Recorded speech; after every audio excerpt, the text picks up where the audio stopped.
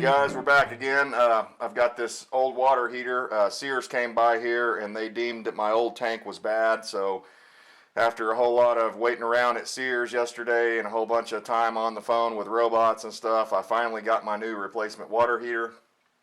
So I'm getting ready to take this one out.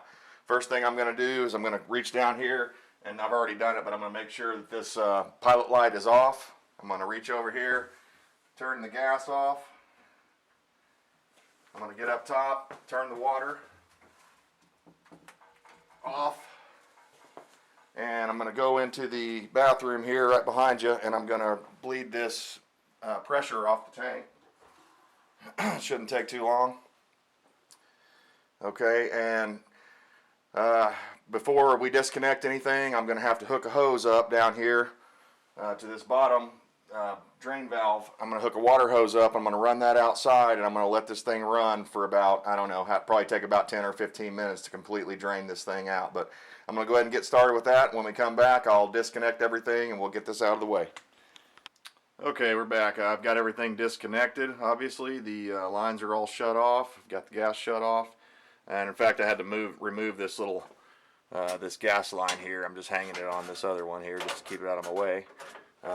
But I had to remove that because the way this pipe is angled out here, it's going to be a little bit tight there with that gas line in the way. So I got that out of my way. I got the shop back and sucked out all the remaining water that was in the bottom of the pan. And the first time I did this, I was able to just pick it up back in 2008 and just set the thing in there. And I don't know if there's still a little bit of water left in this thing or what, but I'm worried about doing that. So what I'm going to do, I've got my dolly over here. I've disconnected the drain down here.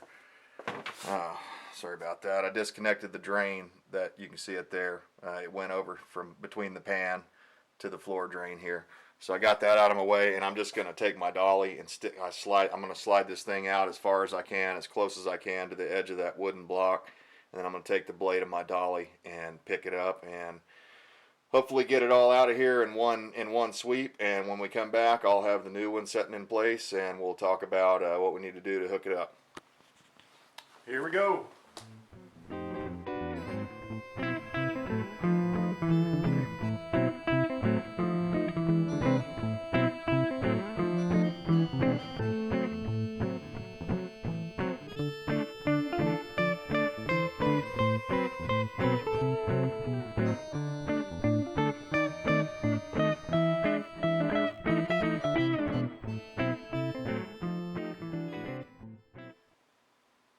Okay, got the old one out. I'm going to take this opportunity to check this base here. I don't know if you remember in the earlier video I said I discovered the water heater was just a little out of level.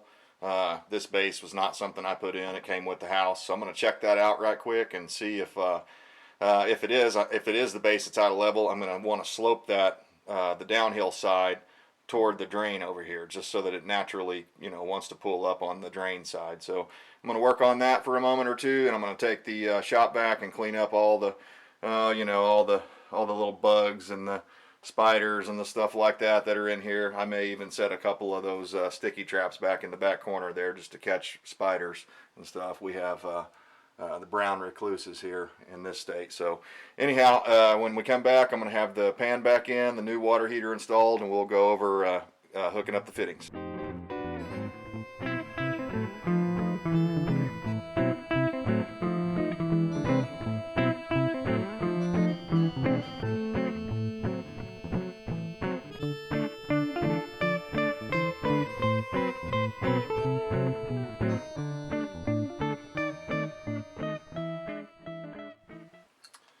Okay, we're back. I'm going to go ahead and install this gas fitting. It doesn't come, the new unit does not come with one, so I pulled this out of my old unit, took it out to the shop, cleaned it up on the wire wheel. It's ready to install, so I'm going to go ahead and screw that in.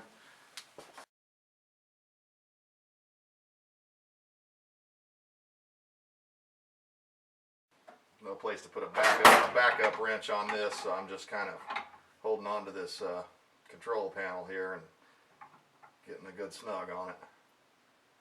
I use the yellow Teflon tape. It's designed for gas. So you want to do that if you're messing with natural gas lines, or I would assume propane is the same way, but I don't know. This is a natural gas system here, so I can't speak to propane. I'm tightening up this feed line, the flexible line here.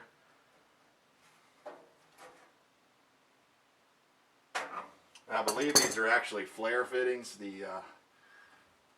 You may not need the Teflon tape on here, but it had it on before, so, and it never leaks, so I'm going to go ahead and do the same thing again. Just kind of bending this where I like it, so that it's out of the way. Okay. Show you guys what else we've done here.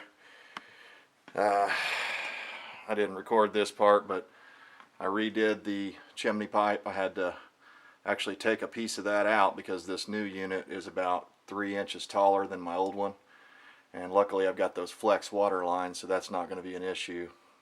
One regret is I put the chimney pipe in and the centerpiece in before I put the Teflon tape on the nipples. I just wasn't thinking that they were already installed. I'm used to installing those myself, but either way, it wasn't that big a deal. I just had to pull off some links of Teflon tape and stick them on those nipples and get those ready for the next step, which will be screwing those on.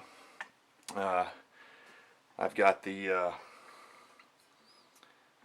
pipe here. I took this out the shop also, cleaned it up with the wire wheel so that I can screw that straight in here in a moment.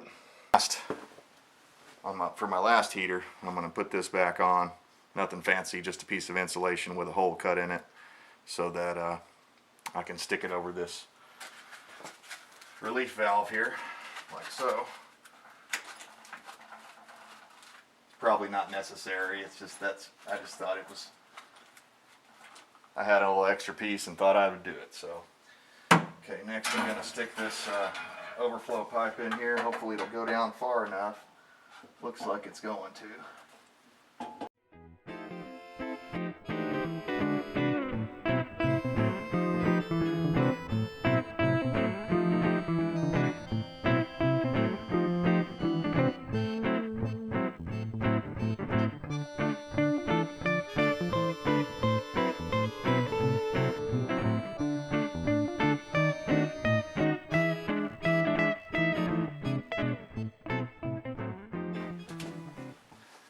You can't even see that. I'm working up at the top. I've got you pointed down at the relief valve here. I'm just starting these by hand, so not to cross thread anything. And I've had to readjust I had to kind of rebend these water lines just slightly to get around this pipe. You don't want them leaning up against this chimney pipe. It does get hot, so keep that in mind. Okay, here goes the hot. And I'm being careful not to put a bunch of pressure on this end over here. I want the bend to happen up here behind the pipe. So I'm grabbing on, carefully manipulating this pipe to the shape I need it to be.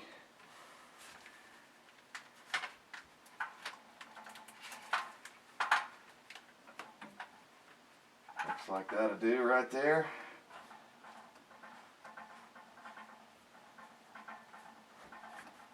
Just starting it by hand again. Okay. Show you guys what we got here.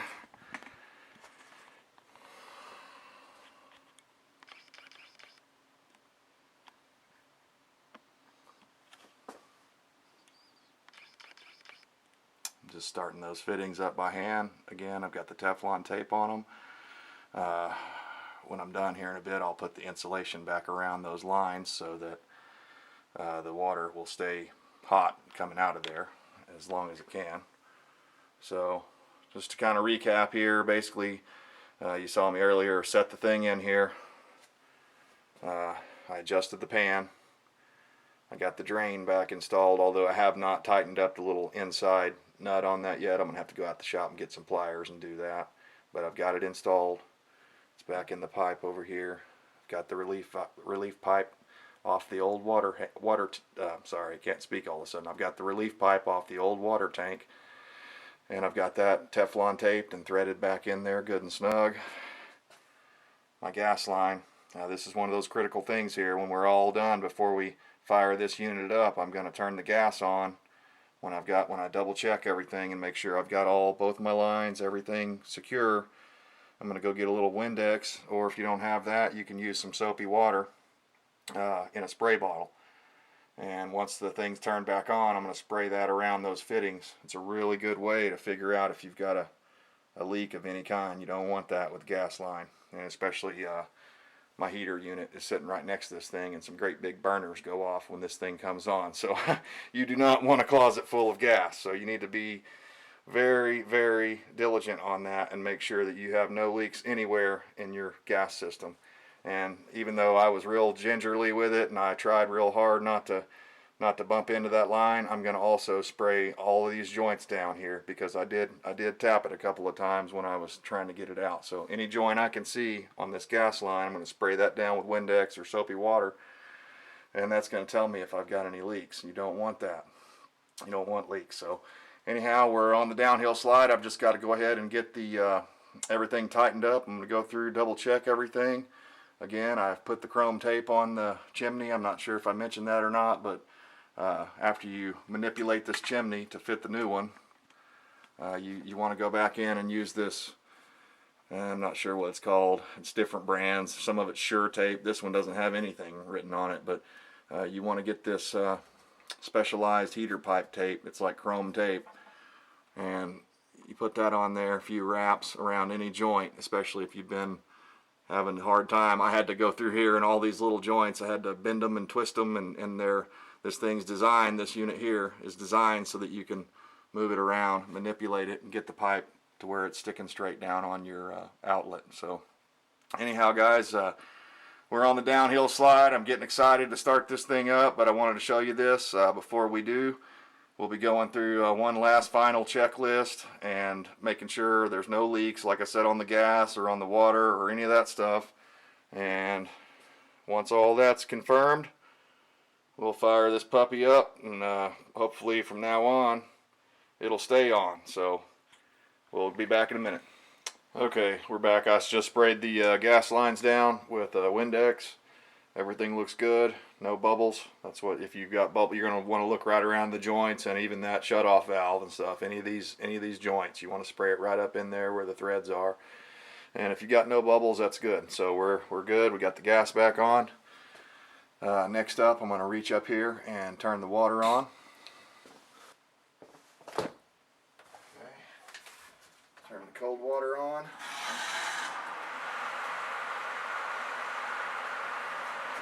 I'm going to open this up. This is the hot going out. Opening that up, I've got the sink opened up over here so that it allows a place for the air to escape.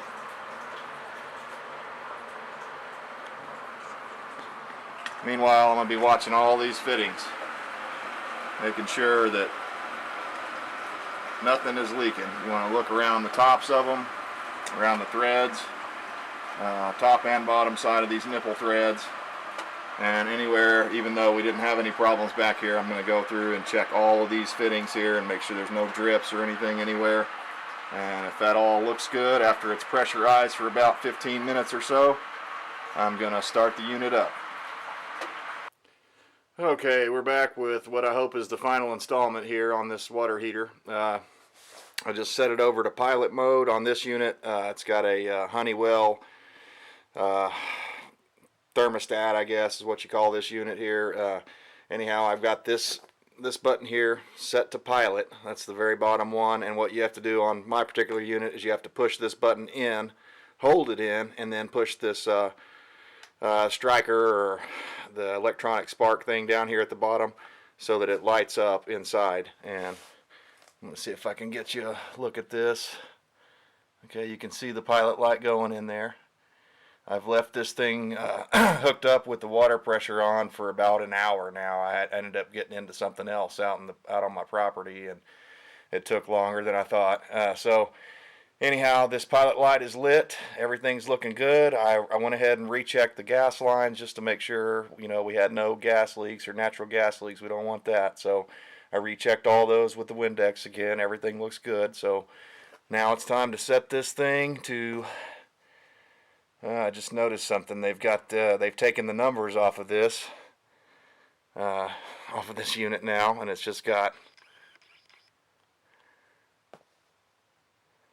vacation, low, and hot, and very hot way up here. Oh boy, you don't want to get burned. So I guess for now I'm just going to set it on low. And let's go in between low and hot for now. And I just heard it kick on. You can see the flame inside there.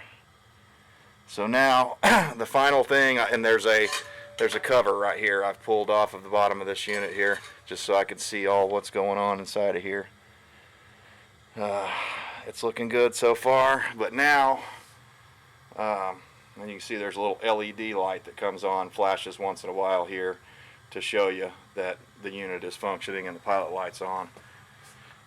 So now what we're going to do is just basically let this thing heat up, and as it heats up I'm going to be watching all of these fittings up here on the top, because as we've discussed earlier that metal expands when it gets hot. So that's when, right after it gets hot the first few times, that's when you really want to pay attention to this stuff and make sure that you have no leaks. So, and I did, I don't know if you guys are going to be able to see it back here, but right by this tag that says cold on it, just past that, there's a fitting back there. I pulled the insulation back off of it and I noticed a little drip there. That's the cold water inlet line, and when I moved it all around and I had to twist it and bend it to get it to go where I needed it to go on this new unit, so when I did that it must have just caused a little minor leak back there, because nothing was leaking before. But anyhow, we got that dealt with. I just tightened it up. I didn't have to pull it off and put new Teflon tape on it. I just tightened it up a bit and it seems to have stopped it. So